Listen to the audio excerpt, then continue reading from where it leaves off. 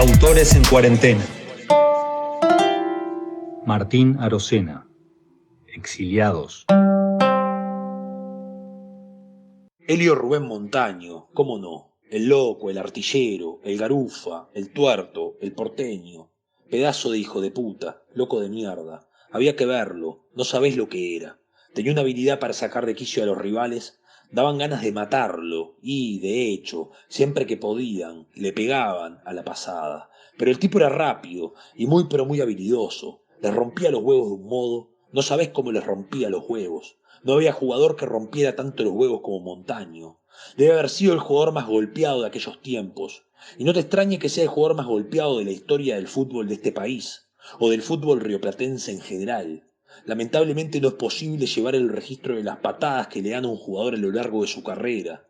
De lo contrario, estoy seguro que Montaño aparecería entre los primeros puestos de los jugadores más golpeados. Cada patada se llevaba, pero seguía. Ah, sí, se emperraba. Podías pegarle la patada de tu vida que ahí lo tenía jodiéndote otra vez. Saltitos daba, saltitos al boxeador Montaño, de izquierda a derecha y de derecha a izquierda, saltitos Montaño, saltitos, le decía, los días en que entraba medio apechugado a la cancha Dimitri, que lo sabía también de esos días para Montaño. Se trataba, ni que hablar, de ocasiones muy contadas. El estado de ánimo general suyo era exuberante, de una alegría como pocas veces vi.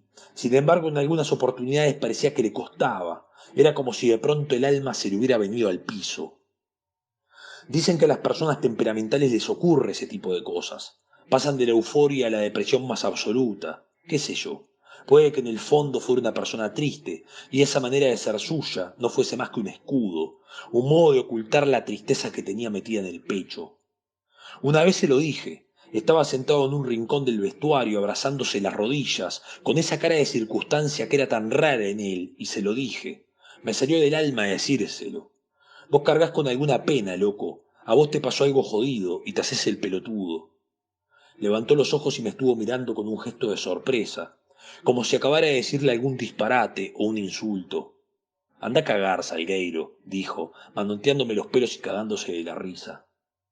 Capaz que son ideas mías nomás, pero yo creo que en esas oportunidades Montaño mostraba su verdadera esencia.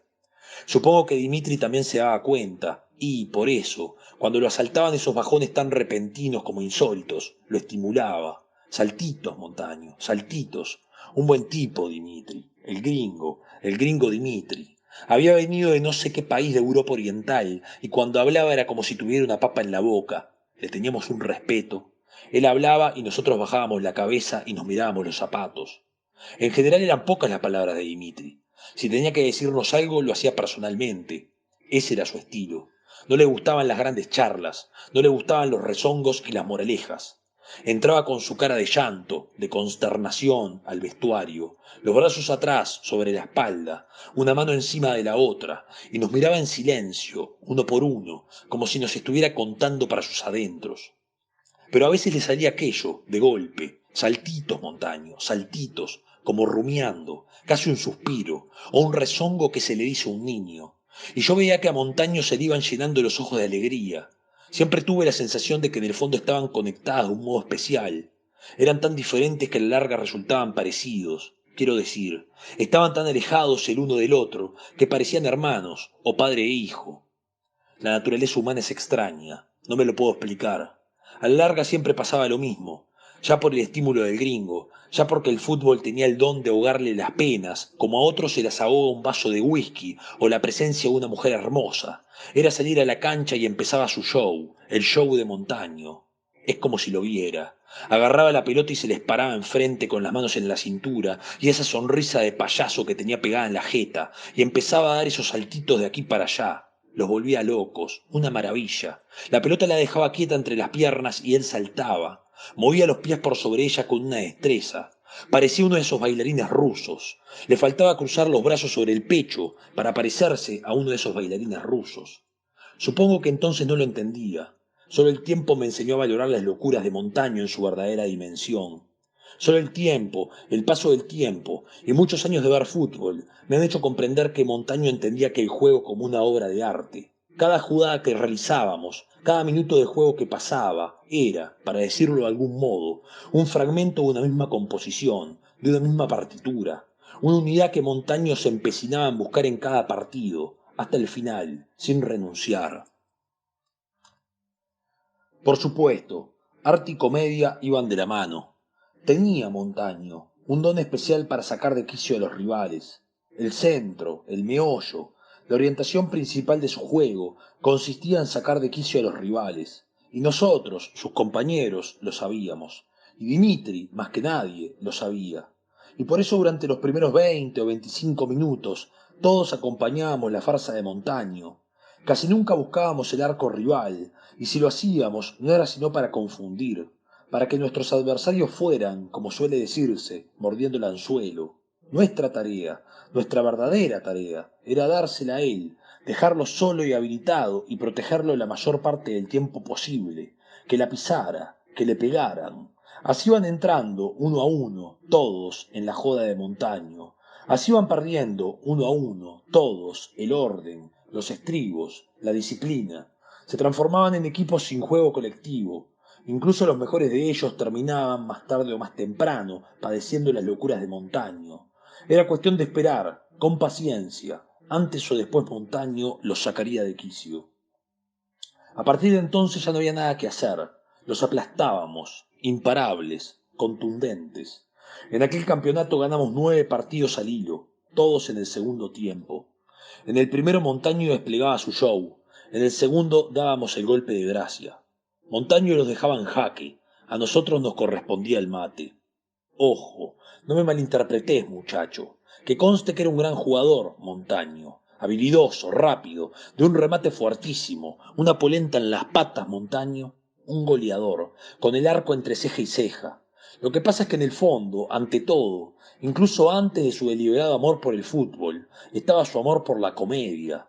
Dentro y fuera de la cancha era exactamente el mismo tuerto baboso, pesado, pesadísimo, un rompehuevos de novela. Bien sabe Dios que no era una cosa de fútbol nomás. Fuera de la cancha nosotros, compañeros y amigos, cumplíamos la misma función que dentro cumplían los rivales. Es decir, éramos víctimas de su sátira irrefrenable y corrosiva, alimento de un alma especialmente inclinada hacia el escarnio y la perversión. Sin maldad, por supuesto. No era, en modo alguno, un mal tipo Montaño. Todo lo hacía en función de esa gran comedia, que para él era la vida. Muchos viven la vida arrebujados, medrosos, cautos, como si la vida se tratara de un drama shakespeariano. Montaño la vivía con la soltura y la espontaneidad de los comediantes, convencido de que no había otro modo de hacerlo. Decía que era así porque había nacido en el año de la Gran Depresión. Se le había metido en la cabeza que era un jodón hijo de puta, porque había nacido en el año de la Gran Depresión, en un día relativamente cercano a los días de la Gran Depresión. Tenía esa salida, Montaño. Pero me fui. ¿En qué estaba? Ah, sí. Te decía que era un goleador nato, un físico prodigioso, muy pero muy flexible. La naturaleza lo había dotado para su fortuna de una flexibilidad única. Mirá que medía casi 1,80 m, Montaño. Mirá que tenía unas piernas muy pero muy largas, Montaño. Parecía una garza, un tornado, un avión que aterriza, Montaño. Y sin embargo se paraba de pronto en medio de la cancha ante cualquiera, por desmarcado o mejor posicionado, se paraba Montaño, clavaba los frenos como si tuviera todo el tiempo del mundo, pisaba la guinda y levantaba esa sonrisa babosa que siempre llevaba metida entre los dientes, como si hubiera tenido una revelación, una idea maravillosa. Se paraba Montaño ante cualquier rival que la casualidad, o mejor dicho, los vaivenes del juego le pusieran frente, y empezaba su show de saltitos, a un lado y al otro, saltitos, sin avanzar, sin moverse más que hacia los costados, como si la pelota no fuera una pelota, sino una de esas cuerdas que las niñas tienden entre dos postes de luz en las veredas. A veces los elegía, a veces elegía a uno de sus rivales y lo buscaba por toda la cancha. Tenía una predilección especial por los calentones, los amaba. Su mayor estímulo eran los calentones. Los mejores partidos que yo le vi jugar fueron los partidos donde había un calentón enfrente. Entonces y solo entonces desplegaba toda su habilidad. Se sentía el número uno, pecho inflado, mente rápida. Sacaba, como acostumbra decirse, la pizarra ese día. Iba derechito al calentón. Lo perseguía por toda la cancha hasta que lo encontraba. Era capaz de dar un rodeo enorme. Era capaz de retroceder varios metros en vez de avanzar en dirección del arco rival, o de cambiar de posición a propósito. Si era necesario jugar 15, 20 minutos o medio tiempo de defensa para lograr, de ese modo, por lo menos una vez en el partido, quedar de macho al calentón, lo hacía, y cuando lo lograba, ay, cuando quedaba frente a frente con el desgraciado, ponía el freno y lo medía sin dejar de sonreír. Era como si llevara la risa pintada el hijo de mil puta. De solo verle la jeta la mayoría se volvían locos, se les salía los ojos de las órbitas, apretaban los dientes, les daba una bronca el mero hecho de verlo así, paradito, pisando la globa con un pie y ambas manos en la cintura. Es cierto que el fútbol era mucho más lento por entonces, de una lentitud difícil de imaginar para un muchacho como vos. En la cancha había tiempo, mucho tiempo. El tiempo sobraba. Uno podía llevar la pelota de aquí para allá. Uno tenía libertad para pensar, para carburar jugadas, el mejor pase, la habilitación perfecta, un tiro al arco, la gambeta. Había, no sé, como un respeto por el tiempo del rival, como un respeto por el espectáculo mismo. Parecíamos estar todos de acuerdo en que el fútbol se jugaba así, sin prisa, sin la explosión que tiene el fútbol de hoy día. Parecíamos estar todos confabulados, compañeros y rivales, en que la belleza del fútbol, la armonía del fútbol, radicaba en eso. Nada de toques cortos y rápidos, nada de sacarse la pelota de encima. A los jugadores de antes nos gustaba guardarla, quedárnosla el mayor tiempo posible. Había momentos en que uno lograba olvidarse prácticamente de los rivales. Había momentos en que daba la sensación de que uno estaba avanzando solo en el campo de juego. Se ingresaba de pronto como en un pozo, una grieta descolgada donde el tiempo no transcurría, una especie de parálisis temporal, digamos. Todavía retengo ciertas imágenes en mi cabeza que no hacen más que confirmar lo que te digo. Me acuerdo de levantar la vista después de driblear de aquí para allá un buen rato y ver a todos esos hombres mirándome, los bigotes castaños, anchos o delgados bigotes castaños, el pelo peinado a la gomina, metidos en esos llores enormes, apretados por encima del ombligo, tanto como se podían apretar. Los veo. Cientos de imágenes similares confirman que el fútbol de antes era un fútbol de espera, un fútbol de retaguardia y no de arremetida. Los veo mirarme con sus bocas abiertas, con sus rostros serios, concentradísimos en mi dribbling, pero sin hacer otra cosa que esperar, manos en jarra, brazos tendidos señalando un posible pase, gritando palabras para mí inaudibles. Hoy, en cambio, hay como un temor a la pelota, al contacto prolongado con la pelota. Yo miro fútbol, todos los fines de semana voy a alguna cancha y me siento en medio de los fanáticos para ver fútbol. No sigo a ningún equipo en particular. Nunca fui hincha de ningún equipo en particular. Casi toda mi carrera fue inestable. Estuve en más de 20 instituciones locales y otras tantas extranjeras, y jamás logré adherir mi vida a ningún equipo en particular. Eso que llaman pasión por la camiseta, eso que los periodistas y la gente y toda la manga de ineptos que rodea el ambiente futbolístico llaman pasión por la camiseta, jamás prendió en mí. Mi pasión fue y será siempre el juego en general, el juego descarnado. Seguí durante algún tiempo como mucho a algunos jugadores. Me ocurrió en cierta etapa de mi vida que me dio por seguir durante algún tiempo a ciertos jugadores que daba placer ver, pero jamás, jamás de los jamases, seguí un equipo como hincha. Desde que dejé de jugar, desde que empecé a ponerme viejo, lo único digno que hice fue asistir cada fin de semana a una cancha para ver jugar fútbol. Partidos de primera, de la B, de la C, de la extra, partidos de fútbol universitario, incluso de equipos barriales. Y si hay una cosa que aprendí es que el fútbol de antes, y cuando digo antes te hablo de 3, 4 décadas atrás, era la contracara del fútbol de ahora. El jugador de entonces no levantaba la cabeza, sino después de hacer 5 o 6 moñas. Disfrutaba de ese contacto que era el contacto más sagrado, el instante más exquisito de todos, la comunión primigenia con la pelota. Por supuesto, lo de Montaño era una exageración. Podía pasar más de medio minuto pisándola y mostrándosela al desgraciado que tenía enfrente. A veces yo me ponía a contar para mis adentros los segundos que demoraba en largarla. Era increíble. Cuando las cosas le salían bien y, después de retener la pelota tanto como podía, lograba sortear la defensa, arrancaba los aplausos y gritos del público. Los hinchas se contagiaban de sus locuras. Cuando fallaba, Cuando su empecinamiento por retener la pelota lo hacía perderla y nos dejaba mal parados, era abucheado, le gritaban comilón. Enfurecía a los fanáticos que, segundos antes, habían seguido boquiabiertos sus jugarretas. Sacalo, Dimitri, por el amor de Dios, sacalo. Pero Dimitri no lo sacaba. ¿Qué lo iba a sacar? Era el jugador diferente, el único en aquel equipo venido a menos, que tenía la magia en los pies. Así que se le toleraba todo, tanto el gringo como nosotros, le tolerábamos todo. Nos volvíamos locos, claro, nos exasperaba su egolatría, su yoísmo absoluto. Si lo hubiera pasado un segundo antes, pensábamos. Si hubiera hecho una moña de menos, pensábamos. Pero ¿qué le íbamos a hacer? Así era él, no podíamos cambiarlo.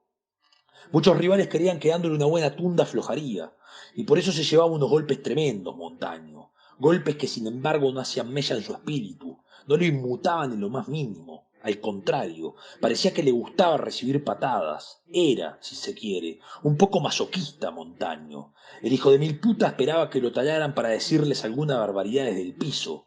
Algo que no hacía más que poner a los rivales el doble de furiosos, y a él, bueno, yo creo que a él eso lo engrandecía. Parecía crecer con la humillación ajena, con la brutalidad ajena, con la impotencia ajena. Me acuerdo de un pibe, un peladito, Chochó Romero. Jugaba al Liverpool y tenía una facilidad para entrar en la joda de Montaño. Fue con él que empezó a practicar aquel asunto del relato.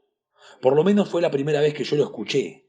Y mirá que yo jugaba bien pegado a Montaño. Es que Dimitri lo ponía bastante retrasado, no de 9 con Peñarol o en Boca. Lo ponía más bien de enganche, un poco volcado sobre la derecha, porque era habilidoso y derecho cerrado, y porque en aquella temporada Danubio no contaba con gente demasiado habilidosa. Era el nuestro un equipo aguerrido, un equipo que extrañamente descollaba en fútbol.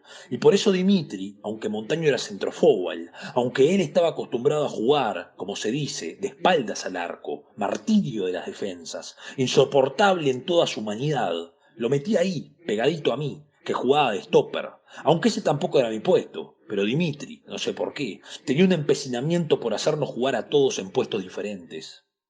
En fin, me acuerdo de aquel pibe, Chochó.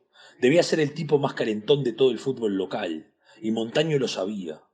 Un día me lo encontré en el vestuario con un almanaque sobre las piernas, contando los fines de semana que faltaban para enfrentar a Liverpool, saboreando de antemano la artillería de barbaridades que sacaría a relucir ante su víctima. El infeliz se le ponía la cara roja, se le hinchaba el cuello de rabia, se le inyectaban los ojos de sangre. Concha tu madre, balbuceaba una y otra vez, cuando Montaño se le paraba enfrente y empezaba su show de saltitos. Concha tu madre, porteño de mierda. Lo sacaba totalmente de quicio, y Montaño se hacía el festín con aquel pobre animal. Fue con él, como te decía, que empezó lo del relato. Después inventaron el resto.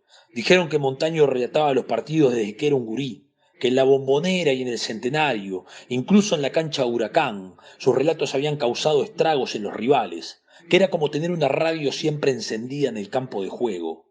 Todos, hinchas, técnicos, jugadores, y cuanto allegado al fútbol lo había visto jugar, fabularon anécdotas que involucraban a Hover, a Musimesi, a Colman, a Menotti, a Lombardo. Incluso él mismo las confirmó como si fueran la verdad más absoluta, aunque no eran más que la invención de un puñado de mentes creativas, y de otros tantos que, más adelante, repitieron y aderezaron a su gusto aquellas historias. La mentira resulta más atractiva que la verdad, muchacho.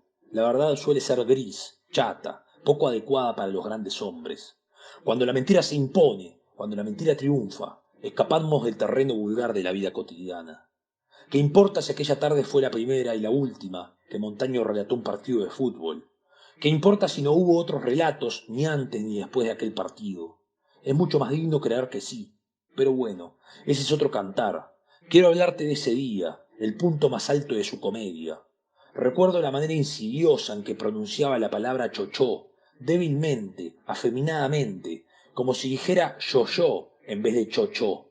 Recuerdo las patadas bestiales que aquel infeliz le tiraba una y otra vez sin pegarle, sin embocarle ni una. Tenía una habilidad para postergar los golpes Montaño, tenía una habilidad para retrasar el contacto con el rival, y mientras más cerraba sus golpes, más rojo se ponía Romero.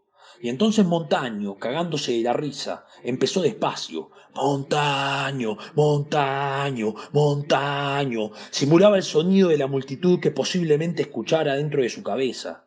Y Romero le tiraba patadas y más patadas como si fuera un karateca. Y yo, que estaba a su lado, me asusté, porque veía que lo iba a matar si lo agarraba con alguna. Y entonces traté inútilmente que me la diera. Le gritaba que me la pasara, que estaba solito junto a él. Pero ¿qué me le iba a pasar? Estaba en las suyas el desgraciado. Y ahí nomás empezó con lo de Yoyo, que ole Yoyo, que qué papita Yoyo, que Yoyo esto y que Yoyo aquello. Y aquel chico, Romero, totalmente fuera de sí. Juro por Dios que nunca había nadie tan fuera de sí como aquel pobre chico. No hacía otra cosa que tirar patadas y más patadas, hasta que Montaño le puso fin a los saltitos. Empezó entonces a pisar la pelota con la planta del pie derecho. La pisaba y retrocedía. La muestra Montaño, la mueve Montaño, es habilidoso Montaño. Una cosa de no creer la destreza que tiene Montaño. Ruge, ruge la multitud ante la genialidad del mago, del maestro, del inigualable, Elio Rubén Montaño. Y otra vez, sin dejar de pisarla, sin dejar de retroceder, el coro. Montaño, Montaño, Montaño. Y yo me daba cuenta que aquel caballo de Romero iba a lastimarlo en serio. Así que se la pedía, no hacía otra cosa que pedírsela. Elio, Elio, dámela, Elio, mirame, Elio, dejate de joder, Elio. Pero no había caso, seguía porfiado en hacer rabiar a aquel pobre muchacho. Parecía redoblar su habilidad la torpeza del otro, parecía sacar brillo de su impotencia. Y entonces, cuando ya me estaba hartando de todo aquello, lo escucho que dice: la para, Montaño, levanta la cabeza, Montaño, tiene un costado el caballo de Salgueiro que se la pide. Poca fortuna la de Montaño, queridos oyentes. 2 caballos en una cancha de fútbol es un hecho bastante inusitado. Y me cagué de la risa, no pude más que cagarme de la risa. Qué hijo de puta, qué loco hijo de puta, pensé. Y empecé a descostillarme de la risa, me doblaba la risa, me doblaba y no podía ponerme en pie. Y claro, él me vio y le dio un gusto aquello, que retomó su relato con más fuerza. Ahora lo escuchaban otros a su alrededor. No se la da a Montaño, no se la presta Montaño al caballo de Salgueiro. ¿Qué se la va a prestar? La pisa, la guarda, 1, 2, 3 veces Montaño. Hace una amague, otro, vuelve a pisarla, dibuja, dibuja Montaño. ¡Qué paseo! ¡Qué calidad, queridos oyentes! Y eso, atención, no me lo van a creer, un caño de taco acaba de meterle Montaño al caballo de Romero. Y fue decir un caño de taco, y Romero quedó petrificado, porque Montaño no había tirado ningún caño, ni de taco ni de nada. Y entonces me di cuenta de que aquel pobre infeliz había estado escuchando todas sus barbaridades, que seguía su relato como si fuera la verdad misma. Y fue tal el estupor de Romero ante la incongruencia del relato con los hechos, que se quedó quieto, abriendo los brazos, como exigiendo una explicación. Todavía lo veo clarito, la cara de sorpresa, el ceño levemente fruncido como quien empieza a sospechar que es víctima de una trampa, congelado, detenido por las palabras del otro, por la mentira del otro que no era, en verdad, como supimos de inmediato, una mentira, sino una predicción, un adelanto de lo que pasaría un segundo después, o acaso una fracción de segundo después, porque el movimiento de Montaño fue inmediato a sus palabras, quiero decir. Apenas relató lo del caño, apenas inventó lo del caño, lo tiró nomás, ante el estupor de su rival, ante el anonadamiento de su rival. Le metió el caño y pasó como un rayo por su lado para recoger la pelota y seguir de cara al primer gol de la tarde. Ese día ganamos 4-0, con 3 goles suyos, y nos metimos en la liguilla. A falta de 5 minutos, Romero logró talarlo cerca del córner. Un patadón desde atrás que lo sacó del partido, del resto del campeonato y de su carrera futbolística. Martín Arocena. Exiliados. Leer es un acto de resistencia.